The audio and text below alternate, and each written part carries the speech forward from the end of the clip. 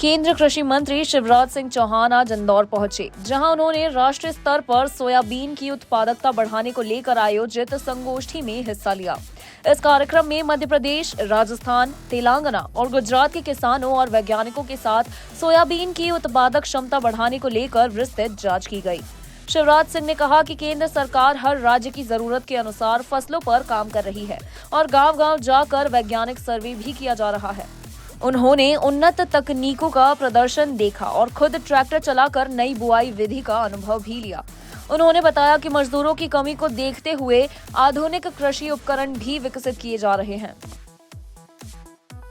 हमारे पास कृषि वैज्ञानिक लगभग 16,000 हैं।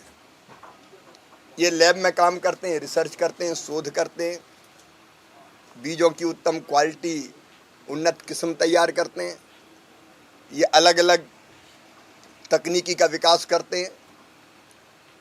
लेकिन एक गैप था जिसकी तरफ प्रधानमंत्री जी ने इंगित किया कि लैब में बैठे वैज्ञानिक और लैंड पर काम कर रहा किसान, ये दोनों कई बार मिलते नहीं हैं।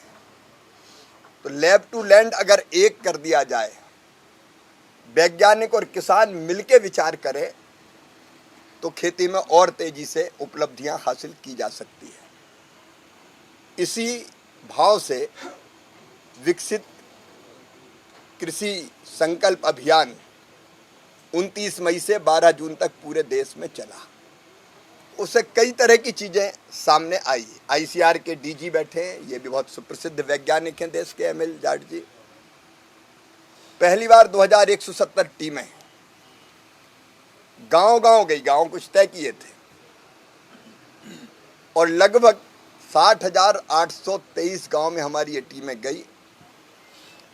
लगभग 1,23,000 गांव के किसानों से मिली, क्योंकि एक गांव में दो गांव के लोग भी आ गए थे कई जगह, और उसमें से कई निष्कर्ष निकले। इसलिए जमीन पर जो किसानों से बात आई सामने कि कई चीज़ों में रिसर्च कीजिए, शोध कीजिए। अभी रिसर्च करते थे साइंटिस्ट अपने हिसाब से, लेकिन हमने अब तय किया कि रिसर्च होगी किसान की ज़रूरत के हिसाब से।